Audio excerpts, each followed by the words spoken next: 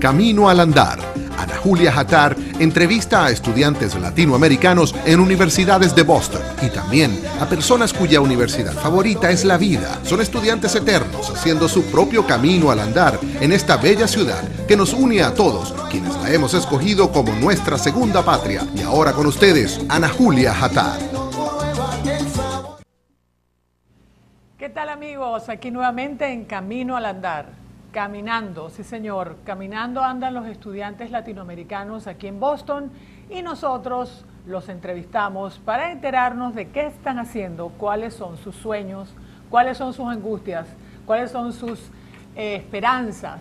Y hoy les tengo un invitado muy, pero muy especial, como siempre, porque es un invitado de apenas 18 años que ha hecho un largo camino desde una vida humilde en Medellín a tratar de lograr el sueño americano, o como dicen, de Medellín al American Dream.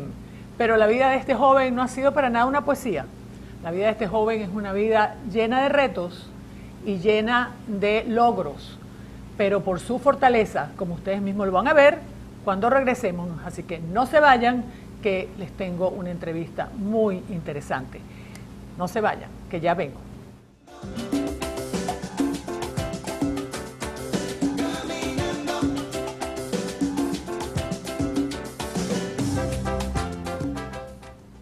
Bueno, y ya no esperemos más porque tenemos muchas cosas que hablar y muy poco tiempo. Así que, sin más, aquí les presento a Carlos Rojas. Carlos, bienvenido.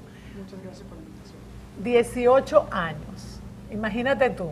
O sea, y estás luchando aquí en Boston por muchas cosas de las que vamos a hablar. Ahora, antes de hablar de eso, vamos a hablar de tu infancia. Háblame un poquito de tus recuerdos de Medellín. ¿Qué es lo que recuerdas tú de tu ciudad natal? Bueno, vine a este país cuando tenía 5 años, ¿no? Entonces, por los primeros 5 años de mi vida las pasé en una finca en las lomas de Medellín. Y de lo poco que me recuerdo, lo más que me recuerdo es la familia. Me recuerdo mi abuela, una mujer que tuvo un papel muy importante en mi vida, especialmente cuando mi papá se vino para los Estados Unidos para trabajar, ¿no? O sea, tu papá, tú vivías con tu mamá y tu abuelita, sí, en Medellín, sí. Y cuando tu papá decidió venirse a Estados Unidos, como muchos, a buscar pues una vida mejor económicamente para ustedes. Sí. ¿Y qué edad tenías tú cuando tu papá se vino a Estados Unidos? Tenía 3 años. 3 añitos. Entonces, ¿te quedaste con tu mamá y tu familia allá? Sí. ¿Y vivías en la misma ciudad de Medellín? Pasaba mi tiempo medio en la ciudad y medio en la finca, dependiendo en el empleo de mi mamá, ¿no? ¿En qué trabajaba tu mamá? ¿Qué trabajaba ella? Todo. De todo. De todo. Lucky, como decían, Lucky venga. Exactamente, ¿no? Para Sí. poder sobrevivir. Exactamente, para poder sobrevivir. Entonces, mi familia actuó como un apoyo tremendo, ¿no? Entonces, cuando tuve 5 años, y me recuerdo muy vívidamente que mi madre empezó a traerme a su pieza cada noche por 2 semanas enteras, ¿no? Y me decía, en cuestión de semanas, sino días, vamos a estar en un nuevo país, en los Estados Unidos, y no vas a poder ver a tu familia en Colombia. ¿Y eso qué te producía a ti? Bueno, al principio fue muy difícil para aceptar la situación, ¿no? Tu mami te venía al cuarto en las noches y te decía, sí, dentro de pocos días vamos a un nuevo país y eso va a ser mejor para ti, pero ¿tú qué sentías cuando tu mami te decía eso? Bueno, entendía que era por lo mejor, y más uno creciendo en Colombia, uno entiende o escucha que los Estados Unidos es un lugar de mejor oportunidad, de educación, y más un lugar donde hay Disney World, ¿no? Entonces ella me decía, si puedes ser fuerte y valiente, te puedo llevar a Disney World, ¿no? Entonces me compró con la mención de Disney World. A ver a Mickey Mouse. Exactamente, entonces fue muy difícil, pero... Bueno, pero es que tú tenías 5 años. Sí, es verdad. Entonces, exactamente, ¿no? Entonces, a la misma vez que me sentía triste, sentía alegría, con unas ganas de explorar un nuevo país. Y ella te decía, y nos vamos a reunir con tu papá allá. Exactamente, sí, me decía, vas a ver tu papá y vas a ver a Mickey Mouse y vamos a tener una vida mucho mejor. Entonces, ella, viéndolo por ese lente, lo pude aceptar mucho más. ¿Y tú te acuerdas cuando te despediste de tu abuela, por casualidad? Me acuerdo un instante cuando la abracé para despedirme y me dio un tetero, ¿no? Ay, qué lindo, no puede ser. Nosotros tenemos una foto de él con su abuela por ahí. Ay, casi, te lo juro que casi que lloro. Sí. Mira, entonces se vinieron con, porque una de las cosas que vamos a hablar aquí es que tú eres un indocumentado. Sí. Y como los indocumentados después de la decisión ejecutiva del presidente Obama ahora salen a la luz, salen de la sombra. Yo quiero felicitarte, para comenzar, por tu valor, tu valentía y tu... Ay, mira, ahí está la foto, ¿ves? Él con su abuelita. Ah, porque tu abuelita después vino para acá. Sí, nos visitó. Ajá. Entonces, ¿esto fue qué año, esta visita de tu abuelita? Fue hace un mes. Ay, qué maravilla, qué bella. Estaba feliz de verte. Muy feliz. Ay, mira, ella te vio un tetero y mira cómo te encontró. ¿Ah? Sí, no me reconoció. Y mira, tú le dijiste, ese fue el tetero que me diste, que me hizo crecer de esta manera. Qué bello, qué lindo. Mira, entonces, ustedes se vinieron, tu mamá y tú, a encontrarse con tu papá. Tú tenías 5 años, vinieron, ¿con qué tipo de visa vinieron? Vinimos con una visa de turistas y tuvimos una visa por un estado legal por 6 meses. Y después de los 6 meses nos volvimos, bueno, indocumentados. Tú dices, ser un indocumentado es una bendición. ¿Por qué dices eso? Bueno,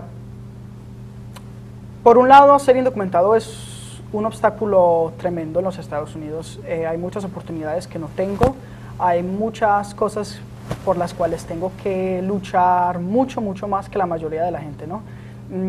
Pero a la misma vez me da una fuerza, entiendo el mundo de una manera diferente, creo que tengo una vista del mundo especial, ¿no? Única, siendo una persona que cree mucho en el sueño americano, creo en las oportunidades que este país le ofrece a sus habitantes, pero entiendo que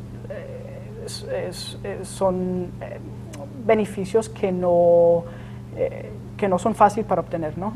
O sea que tú, lo que entiendo es que tú dices que es una bendición porque te ha hecho más fuerte. Sí. Y porque además te permitió estar en un país de oportunidades. Exactamente. Porque tú también dices algo que me llama mucho la atención. Dijiste, que tú ruegas no por una vida fácil, sino por la fuerza para enfrentar una vida con dificultades. Sí. Y tú sientes que tú tienes la fuerza para enfrentar una vida con dificultades a los 18 años. Bueno, por muchos años tuve muchas dudas, sentí vergüenza, viví en una cultura... Háblame un poco de eso. Sí. Bueno, ¿De qué te da vergüenza? Bueno, cuando era más joven, de 14, 15 años, sentía que no podía decir la verdad a mis amigos, ¿no? Entonces tenía amigos, pero nunca conocían el verdadero Carlos, ¿no? Y me acuerdo especialmente cuando tuve 16 años, todos mis amigos se consiguieron licencias de manejar. Y claro. Yo obviamente no pude, ¿no? ¿Y qué dijiste? Y dije que mi mamá no quería que yo manejara porque era muy joven, que era muy peligroso, pero la realidad era que yo no podía, por ley, yo no podía sacar una licencia, ¿no? Porque soy indocumentado. Además, en fiestas con amigos, siempre la posibilidad de que la policía podría venir por cualquier cosa me aterraba, ¿no? Y sabía que mis amigos estaban bien, nada grave les iba a pasar, pero mi historia era diferente, ¿no? Cualquier encuentro con la policía y pudiera... Entonces tú dices que tú pasaste por una adolescencia, porque ya estás al final de tu adolescencia, sí, con amigos que nunca conocieron al Carlos que eres de verdad. Exactamente. Y no fue... ¿Nunca dijiste a ningún amigo que eras indocumentado? No, la verdad no. No fue hasta que me involucré con el movimiento estudiantil de inmigrantes en Massachusetts, SEM, que encontré esa voz, ¿no? Encontré esa confianza en poder decir que era indocumentado y no tenía miedo. Soy indocumentado y no tengo miedo, soy indocumentado y voy a luchar. Y eso pasó cuando tenía, bueno, casi los 18 años. ¿Y tu mamá qué te decía cuando tú le contabas a tu mamá cómo tú te sentías? Sí, bueno, ella me dejó saber desde que tenía 5 años que yo era indocumentado, ¿no? Y como un niño de verdad no entendía la gravedad, no entendía las consecuencias, pero sí sabía que iba a tener que estudiar mucho más, iba a tener que brillar mucho más en los estudios para poder alcanzar la vida que quería, ¿no? Y siempre usé el conocimiento que era indocumentado como una motivación, para trabajar más y para ser exitoso. Tú te graduaste en el... Tenemos una foto de él ahí también con su traje de graduación. En el Boston Latin School, ¿fue que te graduaste? Sí, este junio me gradué de la Boston Latin Ahora School. te acabas de... Ahí estás, ¿ves? Estás muy sonriente. ¿Cómo te sentiste ese día? Bueno, me sentí muy orgulloso. Claro, no, ¿no? Sí, es una escuela... ¿Por casualidad tu abuela vino, fue para ese momento? No, ya estaba en Colombia antes de eso. No pudo verme graduar, pero bueno, es una escuela, una de las 3 escuelas de examen de Boston. Es la escuela pública más antigua de los Estados Unidos, entonces era una escuela muy difícil y siempre tuve obstáculos personales que hicieron los estudios mucho más duros. Pero en la escuela sí sabían que tú eras indocumentado o no. No fue hasta que empecé a aplicar para la universidad que mis maestros y los que me apoyaban en mis aplicaciones se dieron cuenta que yo tenía una situación especial. Perfecto, y bueno, y me parece maravilloso que ya hayas pasado por ese periodo de vergüenza, de trauma, pero lograste sacar muchísima fortaleza porque convertiste la frustración y el trauma en fuerza positiva, que es lo que tienes ahora para luchar. Exactamente. Pero antes de hablar de lo que estás haciendo ahora, quiero saber qué pasó con tu papá. Bueno, mi papá vino aquí a los Estados Unidos antes de que nos vinimos y me reuní con él por un año y después se vino para Colombia, se fue otra vez para Colombia por varias razones. Entonces he crecido sin un papá. ¿Creciste sin tu papá? Sí. Y entonces tu papá ahora está en Colombia. Sí. Okay. Bueno, esa es la historia de mucha gente, desafortunadamente. Cuando uno tiene que emigrar, algunos se acostumbran, otros no se acostumbran, las parejas sufren, la gente se separa, ese es el drama de los inmigrantes. Eso es verdad. Es un drama. Sí. ¿Tú tienes hermanos? Sí, tengo un hermano menor. ¿Menor? ¿De qué edad? 11. Ah, qué maravilla. ¿Y vives con tu mamá? Vivo con mi mamá y mi hermano. Maravilloso. ¿Y cuál es tu canción favorita o una de tus canciones favoritas?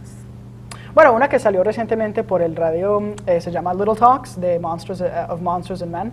Y es Little una canción, Talks, ¿de qué quiere decir? Pequeñas así, no habladurías, pero conversaciones pequeñas, conversaciones tras 2 amantes. Entre 2 amantes, perfecto, maravilloso. Bueno, Carlos, tenemos que ahora irnos a un corte comercial y como siempre, y les repito, tienen que ver nuestros comerciales porque son de gente luchadora como usted y luchadora como yo y luchador como Carlos y todos mis invitados, así que esto no es que cuando uno se va a comerciales se cambia de canal, no. Cuando aquí se va a comerciales es para que vean a otros luchadores como usted y como yo. Así que no se vayan, que ya regresamos con Camino al Andar.